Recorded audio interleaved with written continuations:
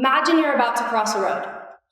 You hear a car approaching, and you look to make sure the driver has seen you, only to realize that there actually is no driver.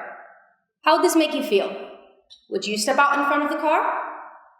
This situation may become a reality in the near future as fully automated vehicles, or driverless cars, begin to appear on the road. During 2022 in Australia, 199 pedestrians and cyclists died on the road. That is a 14% increase from the year prior. And as these active transport methods continue to grow, researchers have suggested that driverless cars may be a solution to enhancing the safety of pedestrians and cyclists through the mitigation of human error.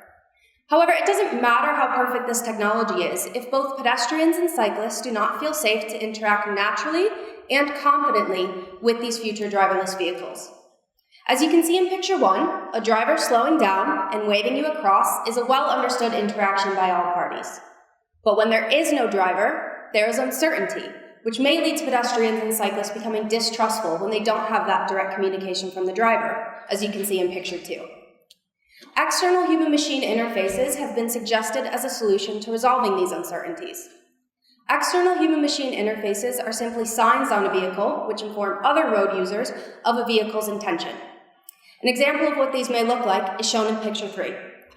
But how effective are these interfaces? Do they work in complicated interactions? And what should they look like? As a human factors researcher working at the intersection of engineering and psychology, those are the questions that my PhD research aims to answer. To start my research, I conducted an online photo-based survey where I collected data from pedestrians and cyclists to examine how the presence of an external interface influenced their feelings of safety when interacting with an automated vehicle. From this, I found that when an interface was present, their perceived safety significantly improved. This is illustrated in picture 4.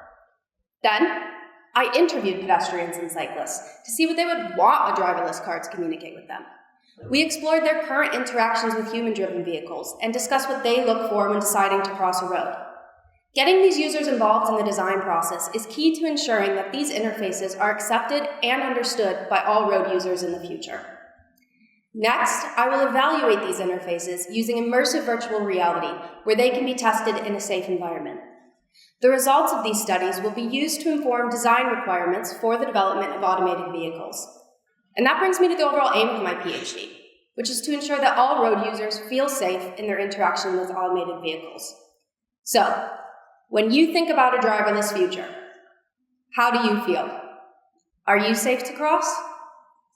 Thank you.